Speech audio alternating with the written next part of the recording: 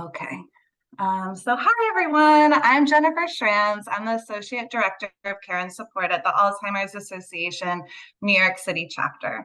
Thank you all for joining us for our series Ask the Expert, where today we will be sharing information on assessing and interviewing for home care. Our guest speaker today is Laura Radensky.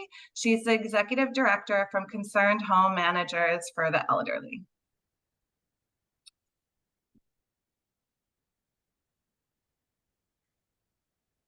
To get us started today, I wanted to share some facts on dementia and the impact on caregivers, as well as some brief information on some of the tools and support provided by the Alzheimer's Association. Then I will hand things off to Laura to talk a little bit more about the home care process. This statistic, I don't know if you all are aware of this, but more than 6 million Americans are living with Alzheimer's. This number is even greater when you incorporate other forms of dementia. In addition, over 11 million Americans provide unpaid care for people with Alzheimer's or dementia. These caregivers provide more than 16 billion hours, valued at over $271 billion.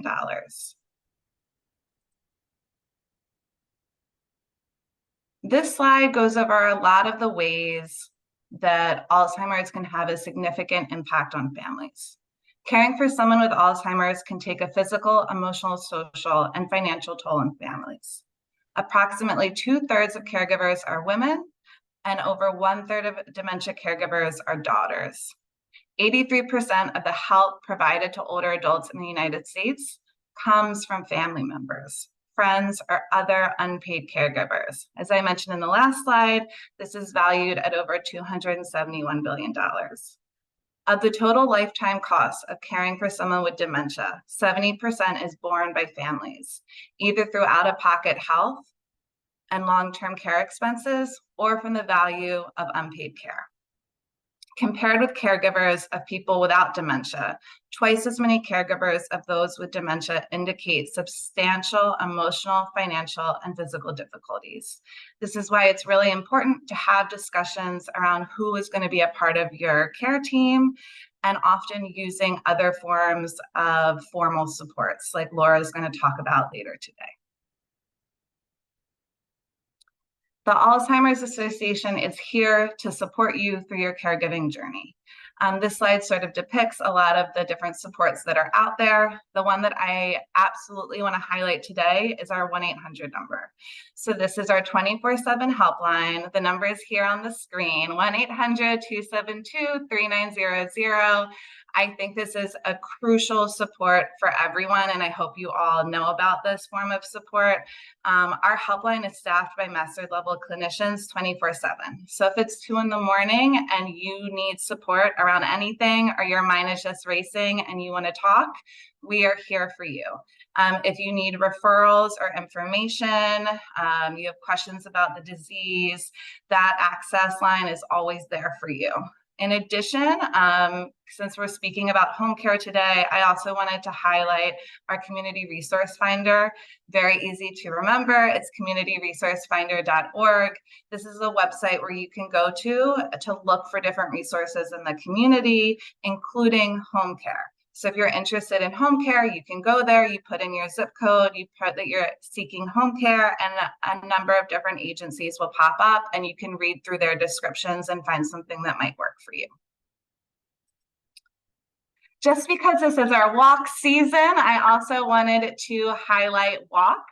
Here in New York City, we have 4 walks. We have one in Brooklyn, Queens, Manhattan, and Staten Island. October is our walk month. We're doing a walk each weekend of October. If you're interested in learning more, you can go to alz.org/walk, and you can see the walk that's in your borough or closest to you. And before I hand it off to Laura, one more thing I just wanted to highlight are some of our upcoming presentations that we have going on and other events. So on October 2nd, we're going to do Understanding and Responding to Dementia-Related Behaviors.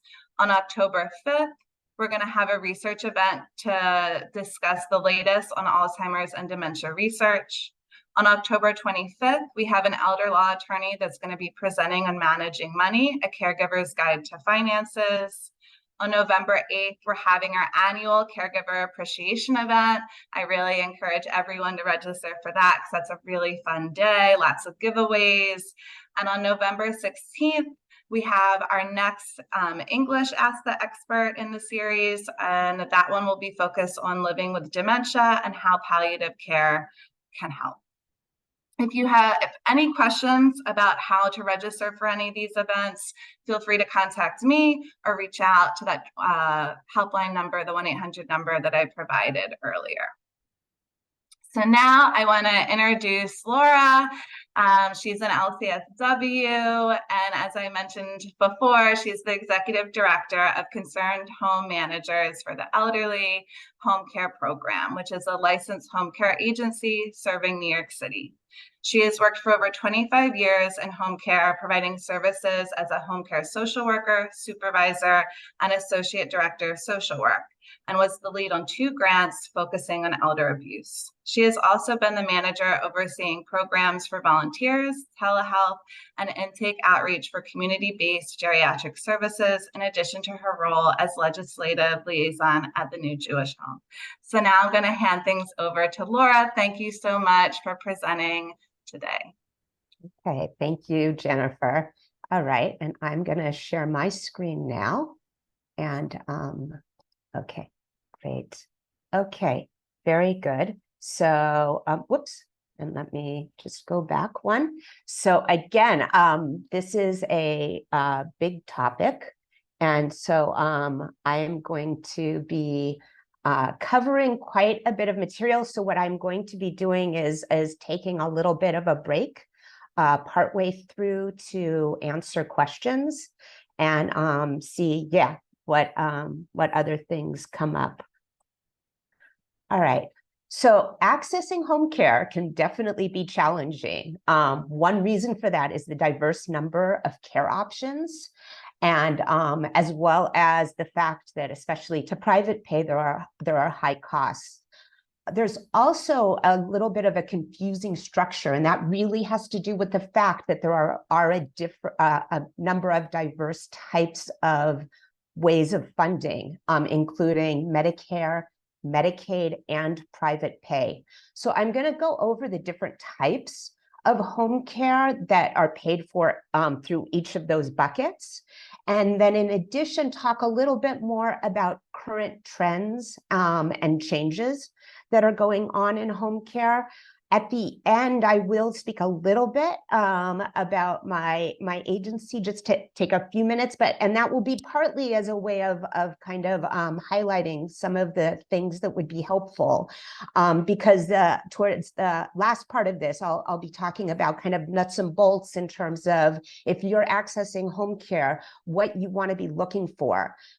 In terms of a potential agency, as well as how to go about interviewing individual home health aides. Okay, so so these are the different types. So, and there's a lot of acronyms. My husband teases me sometimes and says, "Speak English." Who knows what a CHA is, or CDPAP? But CHA stands for Certified Home Health Agency. That's the type of home care that is most prevalent, that's paid for through Medicare. And the wonderful thing is that it's not with out-of-pocket payments. Medicaid is the biggest payer in terms of long-term home care services. And it is always overseen through managed care in New York State. And there is a smaller program, which I'll talk a little bit about, called Consumer Directed Personal Assistance Program, or CDPAP. And both Medicare and Medicaid will then make use of licensed home care agencies, or LCSAs. And those are the vendor agencies who actually directly employ the home health aides. I also am going to make reference in a couple of the slides to hospice care, which again is a benefit directly through Medicare. Okay. And on the private pay end, besides the licensed home care agencies, and again, those are licensed through Department of Health, there also are companion agencies. And I just want to provide a word of caution, because sometimes it's not very clear, like on the internet, when you go on what agencies are licensed versus those. And when they're licensed, that means that they can provide hands-on care, meaning toileting, helping somebody to get dressed, or personal grooming. Whereas companion agents, and so there's a nurse supervising. Companion agencies are going to be providing services that are more along the lines of socialization or advocacy. A lot of licensed agencies will provide companion services as well, but it's just important that you realize when when they're not licensed and when they're not having that nurse supervision. And then there are other employment registries, or obviously, people just hiring from, neighbors or word of mouth. And I'm not going to be speaking as much about those pieces. Okay, so certified home health agencies, again, that's the Medicare covered, and the real focus is on skilled services, meaning that there's always going to be a nurse going out and making an assessment as to what services are needed. They will include physical therapy, occupational therapy, sometimes social work, although less commonly. And it's paid for by Medicare, but also through the Advantage plans. Medicaid, provides some payment.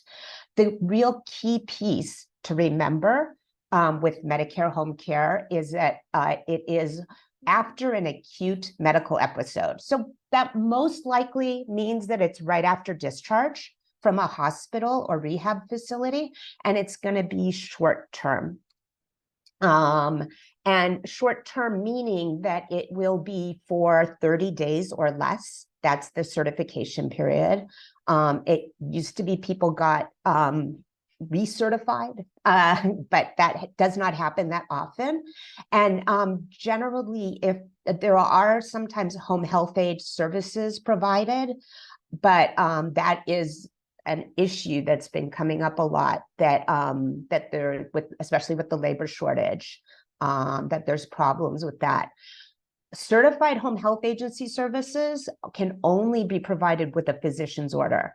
So that's easy enough, right? When it's in the hospital or rehab center, the doctor on staff is going to be filling out what's called a face-to-face form, meaning they've seen the patient face-to-face and can say that they need home care.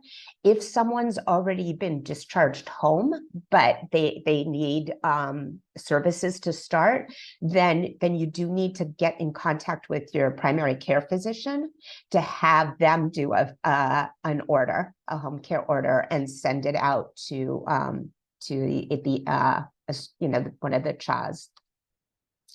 So some of the challenges have been that there's been a lot of consolidation. Visiting nurse service is by far the largest in the New York area. But there's definitely fewer providers than there were in the past. Some others are Northwell, Americare, Revival. There are, definitely a few agencies to choose from, but less than there were in the past. As I mentioned, it's a short period, and the focus is really on diagnosis and outcome measures.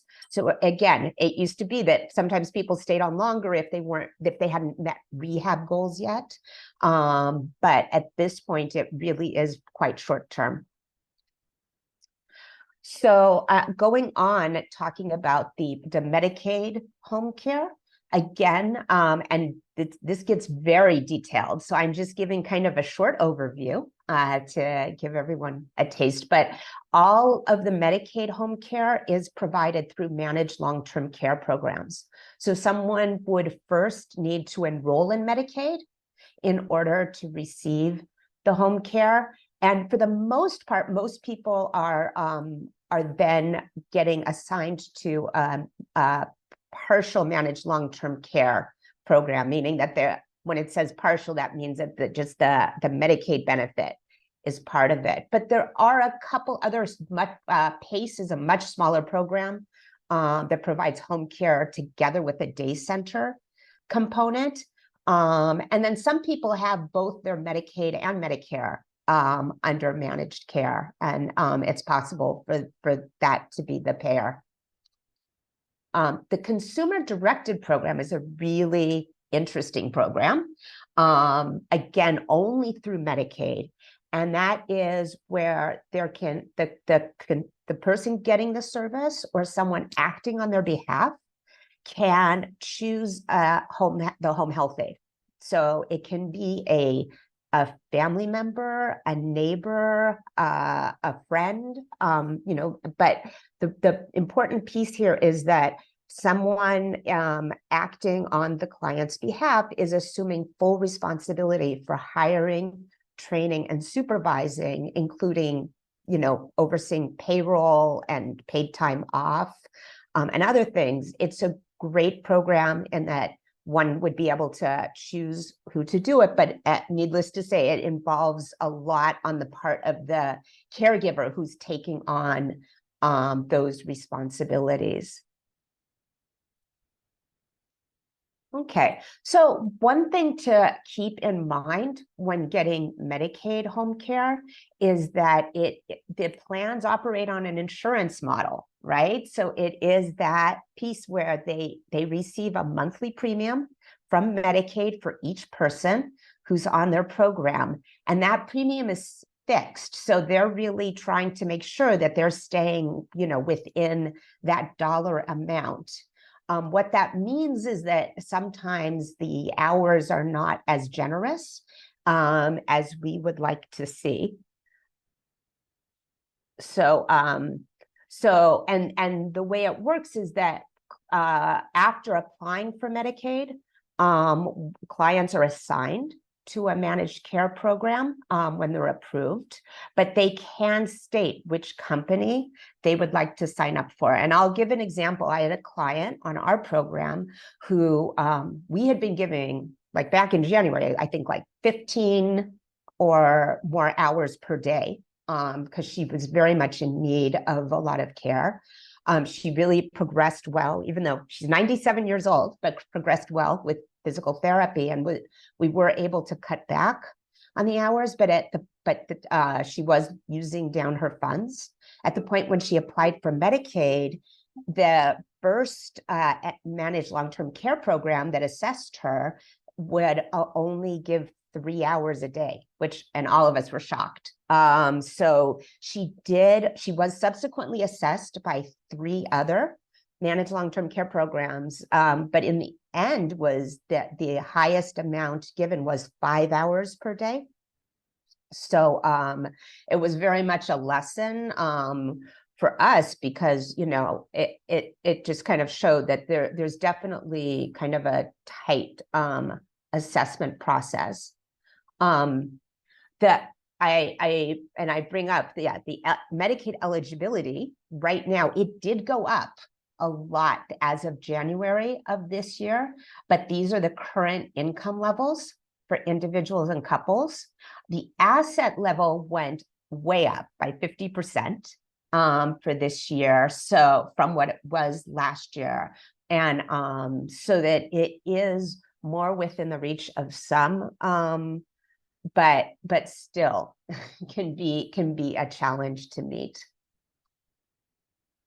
So one way to meet it, if somebody is getting too much income, and just as an example, and I'm going to just go back again. So if one gets, say, $2,677 per month in income rather than this amount, the $1,677, meaning that they're just $1,000 over per month, it is possible to use a tool called a pooled trust to pay into a nonprofit agency, into a trust, to spend down that amount. And then, there's some fees involved, but then that amount can be used towards paying bills. That piece is a little complicated. I'm not going to go into all the details of it, but I wanted to make sure to make mention of it, and I certainly can handle questions. In order to apply for pooled trust, it's really helpful to have, and also in terms of like planning regarding the assets, it's very helpful to have lawyers. And there's some agencies, including some of the nonprofit agencies that oversee the trusts, that can assist to do those applications. When a Medicaid assessment is done, besides the MLTCs, the managed care companies themselves doing an assessment, New York State has arranged that New York Medicaid Choice has an independent assessor also doing what's called a conflict-free assessment, because they wanted to make sure that there was an assessment done that was not with dollars in mind down the road as to what would make a person qualify. If someone needs more than 12 hours per day, there is an additional assessment done by a nurse. And I have been hearing that it is unusual these days to be receiving more than 5 hours per day, but there are ways to advocate, to do appeals to receive more than that, as well as fair hearings. Okay, I'm gonna go through a little bit more here. Yeah, on the licensed agencies, and then I am going to stop for some questions, because I know that I am providing quite a bit of information here. So again, licensed home care service agencies, or you might hear them referred to as LCSWs, or see that written here, directly employ the home health aides, right? So the managed long-term care programs, as well as certified home health agencies, will subcontract. And that's why this process can be so confusing, right? Because you'll be thinking, oh, the person I'm talking about who's getting service has VNS, right? And then all of a sudden you're hearing the name of this other agency that's the one that didn't send you that home health aide that morning. So they are subcontracting for those services. In addition, the licensed agencies, like my own, like COHME, can provide the services directly, privately, for a fee. And those fees can be high. It's anywhere, I think now in New York City, between $30 and $40 an hour for those services. Long-term care insurance can cover that, and many licensed home care agencies can bill directly, can accept assignment of benefits from the long-term care insurance to cover. Okay. It's also confusing because there are at least 400 different licensed home care agencies, some of them being quite large, with thousands of employees, down to ones with, 50 to 100. Referrals to them are usually done directly to the agencies. If you're paying privately through phone calls or emails to them. If it's a subcontract, then you would be able usually to request from the MLTC or the CHA a specific agency, but generally they will just assign. Hospice care is a special Medicare benefit provided on a federal level, right? So it is meaning that there's extra funds coming. Again, it is still prognosis of 6 months or less, but it can really be very helpful because they'll provide palliative care, meaning like pain management services. They also will have on-call physicians, provide additional home health aide hours. Not a lot, but I mean, I think it's common now, 3 hours, 3 days a week, sometimes 5 days a week. But any extra is helpful, right?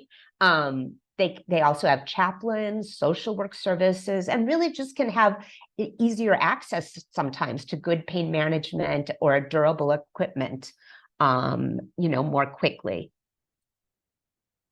So that 6-month prognosis causes a lot of understandable anxiety, but it's good to keep in mind people do get recertified. I know we had someone on our program who was with hospice for 3 years, actually, and just kept getting recertified. I've also heard of people graduating. I just was speaking with someone whose father had Parkinson's. She said, yeah, he graduated from hospice 3 times and then went back on. But it can be very helpful for the benefits I mentioned. So, yeah, so I want to stop for a second here, if I can, and just see if we do have questions. And Jennifer, should I stop share in order to do that? Keep your screen up. Just a reminder to everyone, if you do have a question, there's a Q&A feature at the bottom. You'll see it with the little Q&A symbol. You can also ask a question directly in the chat. So we'll take a pause to see if anyone has any questions. Something that I've had the question a lot of, so I'll just ask this, Laura, in case anyone else is thinking this. You've talked about a couple of different ways of getting home care, like there's hospice and there's private pay and there's Medicaid.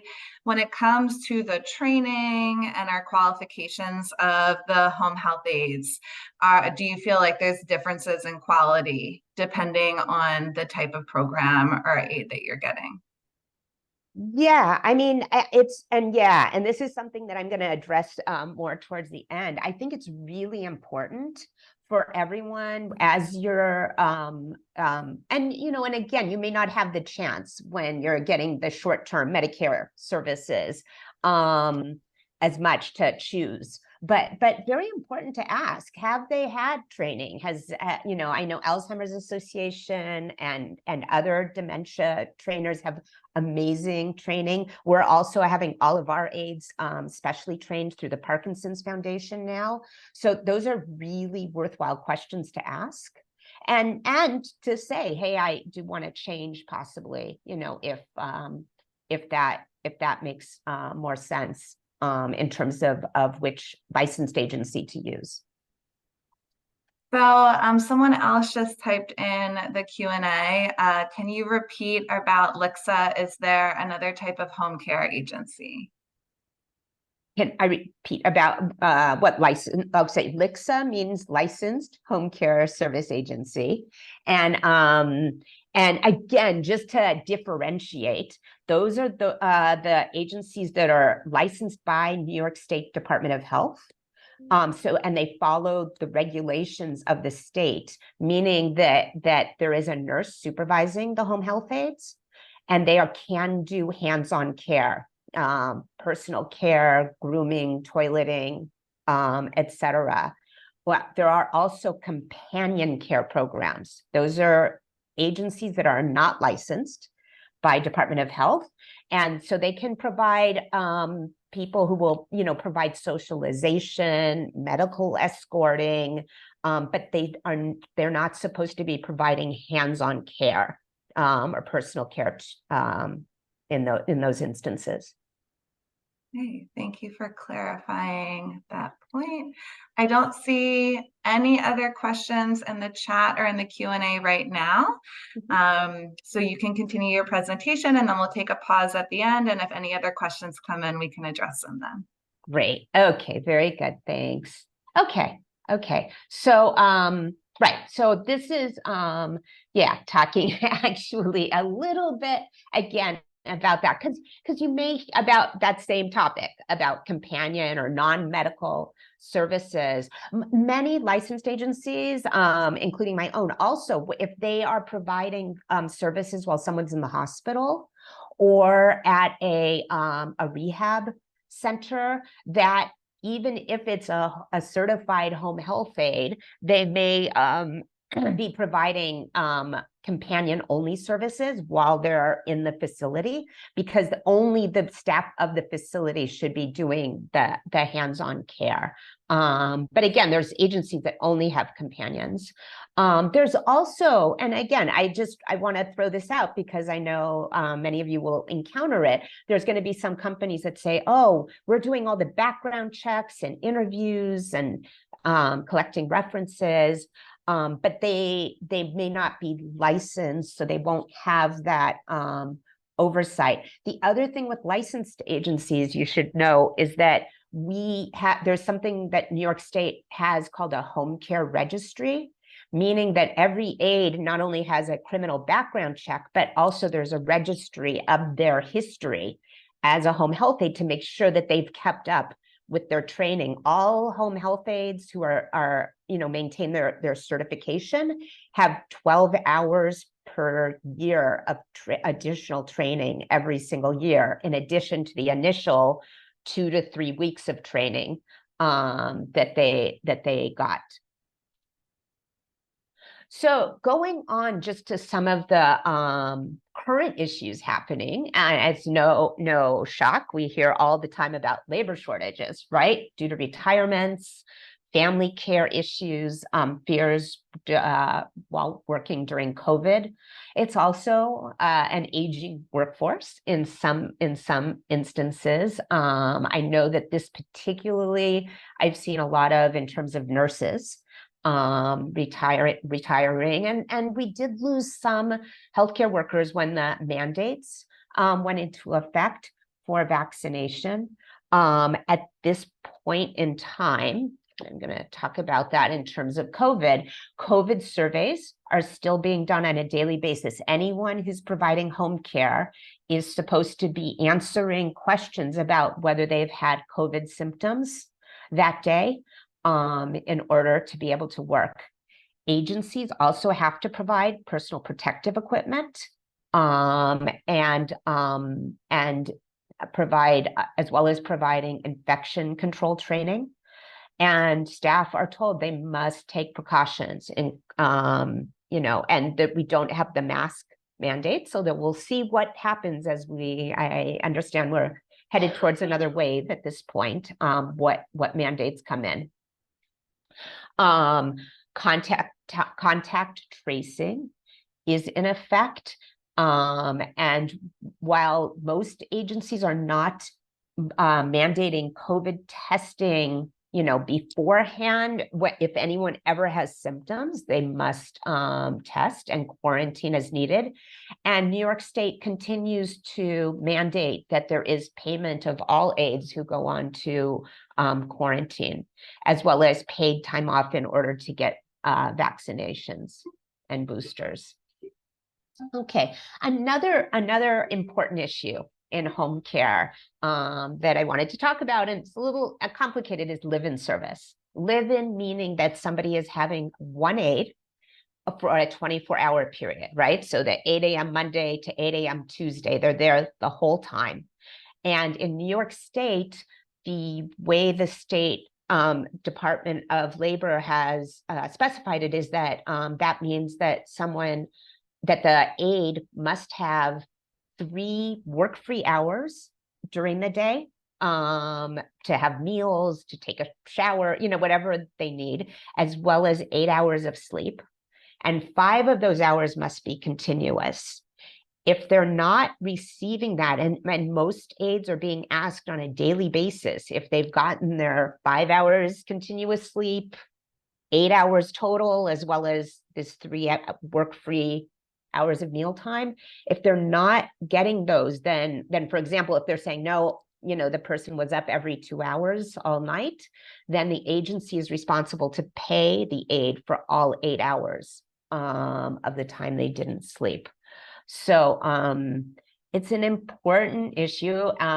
There's been numerous court cases challenging it, saying that because really in the end, with those hours, the 8 hours of sleep and the 3 additional hours, the person is being paid the equivalent of 13 out of the 24 hours that they're working. So there's been a lot of court challenges regarding that, and it would have a large impact on the Medicaid system particularly, but on the system in general, if we didn't have the ability to have this kind of live-in situation. What I always tell clients is, think about it. If you have a person who's receiving care who mostly sleeps through the night, but might wake up 1 or 2 times to go to the bathroom, that's probably going to be fine and work out well with live-in. More the issue is for somebody with dementia who's going to wake up at 2 a.m. and saying, I need breakfast now, right? Get me my eggs and coffee. That's more of a problem. Or if there's just anxiety such as they're up, every few hours, that will not work. But again, I expect there might be some questions on this. So yeah, and there is, just kind of spelled out. They count 13 out of the 24 hours. So what's happened because of that is there is less availability of live-in services. I think less aides have been willing to do it, and some of the agencies have pulled back a bit. And I think really the Medicaid system, as I was talking about how they're very wary of giving more than 12 hours a day. I think it's in part because of concerns about live-in. So it sometimes works really well, right? It's a lot less expensive than paying for all 24 hours. And for some people who, they just want to make sure that emergency backup person is available overnight, it works really, really nicely. You do need to make sure there's a place for the aide to sleep that's private. We say at least that there's a divider there and a real bed rather than just a sofa. But it can work out really, really well. So if you are signing up with an agency, make sure they inform you about this payment piece. I've heard from a couple people recently that all of a sudden they started getting billed for the lack of sleep, but they never were told about it. And then when they went through bills, they were like, oh no, we never even were aware that could be an issue. And also it's good to ask, again, because there's been such a shortage. And I will say some of my aides like doing live-in, they wouldn't want to do anything else. But just make sure too that if you do go with an agency that's providing live-in, that they also have backup people available as needed. Just a couple other issues in the past few years. I mentioned that doctor's orders need to be signed by a physician, but they relaxed those rules a little. NPs, as well as physician's assistants, now can sign them. During COVID, there were more telehealth visits allowed by clinical staff, and Department of Health pulled back on that. It does have to be in person that the nurse is seeing people. Fair pay. This is an important one because it impacts all home care. There was attempted you might have heard of the bill for fair pay for home health aides. It didn't pass. What did pass is continued mandated minimum wage increases, specifically for home care workers. So whereas the minimum wage is 15 in the state now, for home care workers, and it doesn't matter who they're paid by, whether it's Medicaid, Medicare, or out of your pocket, privately, it's $17 now. It will be going up to $18.55 on January 1st. So that impacts all of us. And that's, again, why you will be seeing in the private market anywhere between 30 to 40, because with agencies, they're also, charging for their liability insurance, their overhead and administrative costs. So that's why it has gotten more expensive in the past few years. Certainly the aides deserve it. They do tremendous amount of work and great work, but that definitely impacts. So here we talk a little bit more specialized training, and especially for you, if you're dealing with someone with dementia, ask the question, did they get more training on managing dementia? I know all my aides have had dementia training, and it really helps them. Just to understand, why is the client asked the same question 5 times? How do I work with that? It can be hard, as all of many of you know. So that extra training is crucial. And for other diseases as well, like I mentioned Parkinson's. There was an advanced home health aid bill passed a few years ago, and implementation has been slow on that. But in general, aides are not allowed to administer. So aides from licensed agencies, are not allowed to administer medication. So that means they're allowed to take the pills out of the bottle or the Mediset and put them into the client's hand. And but the client really has to be the one to bring their hand to their mouth, right? And take their own medication. Well, that can be hard, right? When it's someone on hospice, for example, who's not even strong enough to do that, or and it can affect also even with eyedroppers or medicated creams.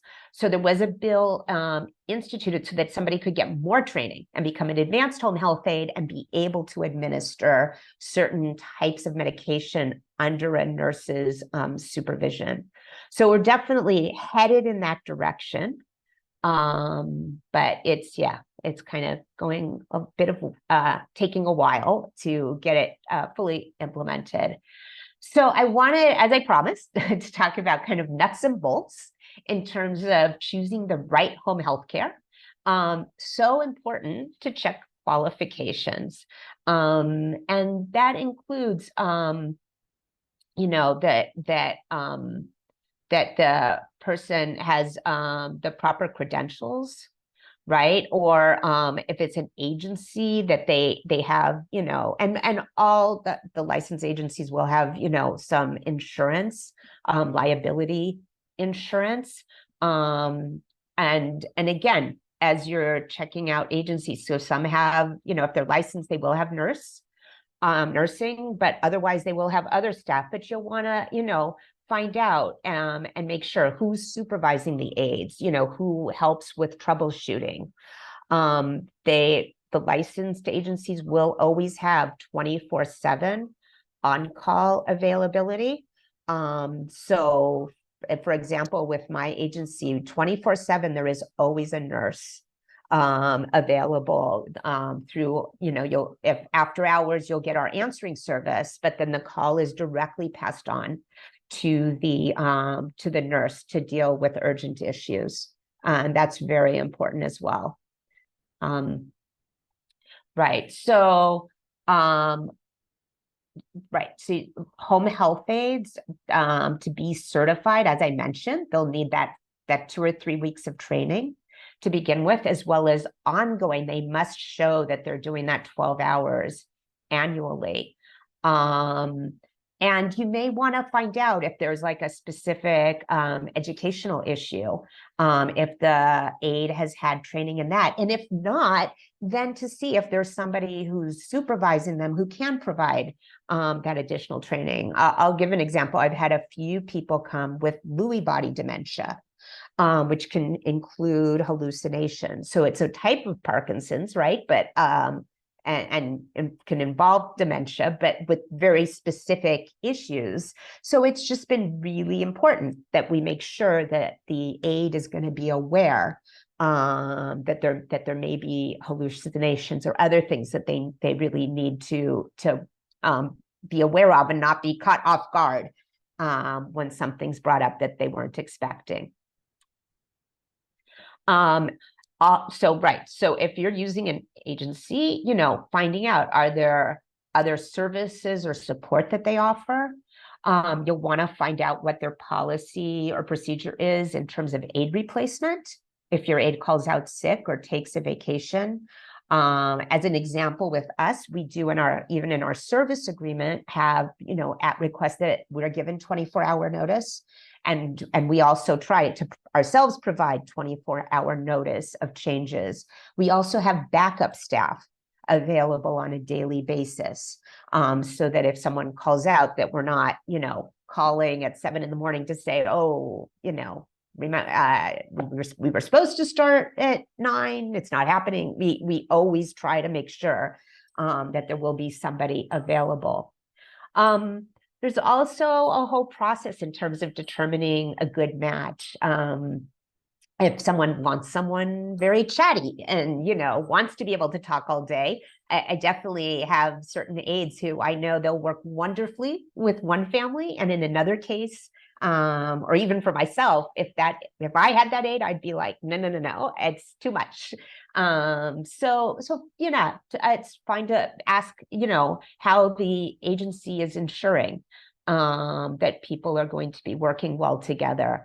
At COHME, we have a social worker who's doing that assessment to really keep in mind who we have and how they might fit. Ensure they're aware of your schedule needs and preferences. And I know that can be a tough one. I definitely have people who kind of on a rolling basis are like, okay, we're getting closer. A lot of times there's minimum daily hours, often 6 hours or 8 hours a day. Sometimes it used to be 4, but again, with the labor shortage, that's definitely been a change. If you're interviewing someone directly, remember it's a job interview. So it's fine to ask them why they become a home health aide. I actually find that can be a really helpful and sometimes revealing question. Sometimes you'll find out they had a sick family member themselves, and it's their way of giving back, or they took on that role, when they were younger. Why they want to work with older adults or what their hobbies or interests are. But being a job interview, questions about, how many kids do you have? Are you pregnant? Right. Those types of things will be, just as with any job interview, where you would not want to discriminate. You need to be careful with those types of questions. And I would caution also, I know that I definitely have people who say, well, where does the person live? Where does my aide live? Making the assumption that, if they're living, very far out, that they'll never be on time. That may not be true. And so, yeah, but it's good to keep, to ask the questions, but keep those things in mind as well. So, yeah, so just some of the things that we do, and good to ask. Again, I can't emphasize the training enough. At COHME, we also try to provide some counseling towards career advancement. So we do have scholarship funding, and as well as some peer mentoring. Another thing that's important is to ask if there's ever, especially if you know that there's like specific needs, to ask if there does have to be a substitute aide, if they can have cross training with the regular aide. That can be really crucial in terms of making sure that there's a good orientation for whoever is going in. With the intake process, hopefully you'll get courteous assistance from the beginning, and transparency as well is important, as to what their staffing levels are. Many agencies have a service agreement and may ask for a security deposit, but it's good to read through and ensure good communication. Know who you're going to go to for troubleshooting and after hours procedures. Again, a lot of agencies do have a care manager. So with us, it's a social worker, but just someone who will be that troubleshooting person, or even just knowing that there's certain nurses or coordinators on hand who are knowledgeable about the aides and can attempt to mediate conflicts. If there's a social worker, like I know our social worker is able to provide community resources and referrals, and can assist, especially when there's an added level of complexity. So for example, right, if there's hospice plus additional home care, since the hospice service is not that many hours. Again, with termination, you'd also want to make sure that you'd want to know if there was a clause in the service agreement. Many have a 7-day notice clause, so it's important to check on that, and also to check, would they help with a Medicaid application if needed. So it is complicated. Good to know options for care. I want to finish up now because I know we're going along. Again, COHME, which I work for, is a nonprofit. We've been in business since 1984, and we're founded by a social worker who really wanted to focus on the dignity of the aides, since they are such a crucial piece in the home care provision. So this is my contact info, and I am going to open up now for questions. Jennifer? Yeah. Hi, everyone. So just a reminder, and Laura, we do have some questions, so I'll get to them in a second. But if anyone else has questions, feel free to type them in the chat, put them in the Q&A feature, or if you want to raise your hand, I can unmute you so you can ask your question. The first question that came in is there a specific requirement by DOH as to the amount of dementia care training an aide should have when they have a dementia client? Right. So there is there's certain topics that are mandated for in-service training every single year. Infection control or emergency preparedness are some of them, for confidentiality. And I do believe dementia is part of that list. But I also know that most agencies always include dementia training.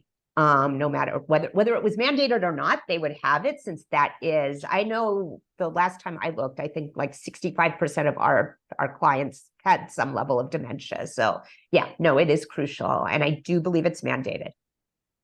Thank you. The next question is, can you please go over what the current status for the advanced home health aide qualification is?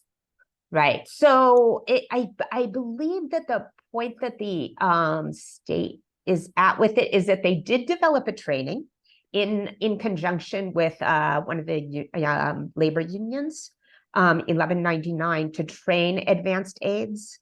But I don't believe that they've had that much training done yet. And again, it is just specifically so that aides would be able to administer medication, meaning literally that they were putting medications in somebody's mouth, or giving eye drops without the person assisting with the eye drops, and or putting cream on that was medicated. The cream piece we run into a lot, because people are like, wait, you mean she can put Vaseline on, but not something that has a little bit of medication in it? And the answer to that is correct. It would need to be that the person themselves was helping with, putting it on. Thank you. So then the next question is, any tips for finding companion care for just a few hours a week or for irregular schedules? For example, escorting to a doctor's appointment that comes up. But yeah, so there are a few agencies I know of in Manhattan that are doing some medical escorting. It's good to, yeah, it's good to call around. And I have my contact info up here too, because I welcome phone calls or emails, especially. I know we have a limited time here with the Q&A. There's many agencies. All areas in New York City do have, Department of Aging gives contracts to case management agencies for your area, and many of them have lists of home care agencies that you can go to. Some of them also provide, if somebody, there are, lower cost home care that they provide through a program called ISEP for a few hours. And one of those being New York Foundation for Senior Citizens has like a program for some lower hours and lower costs. They're excellent. And they also have that Department for the Aged contract.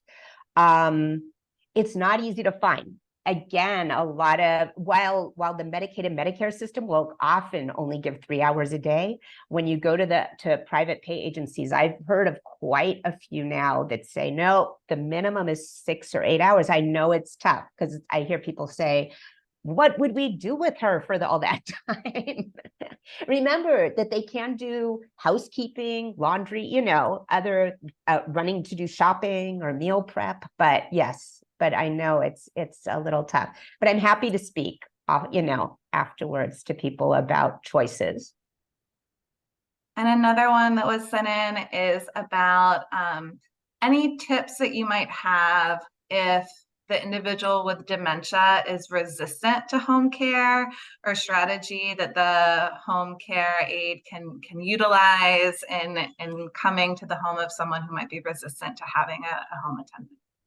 So I think that the preparation is crucial, meaning that when the intake visit is done, it's helpful to talk out about what might make that easier. And we definitely have situations. So we for example have a 6-hour minimum, but I definitely have situations where they finally were persuaded to even allow home care in. And so, but they would never tolerate 6 hours. So we say, okay, let's try, they'll come in, the still paying for the 6 hours, but maybe some days they'll say, okay, this is as much as I can tolerate. And or those are, there's a laundry day in there. I mean, we try to work with them.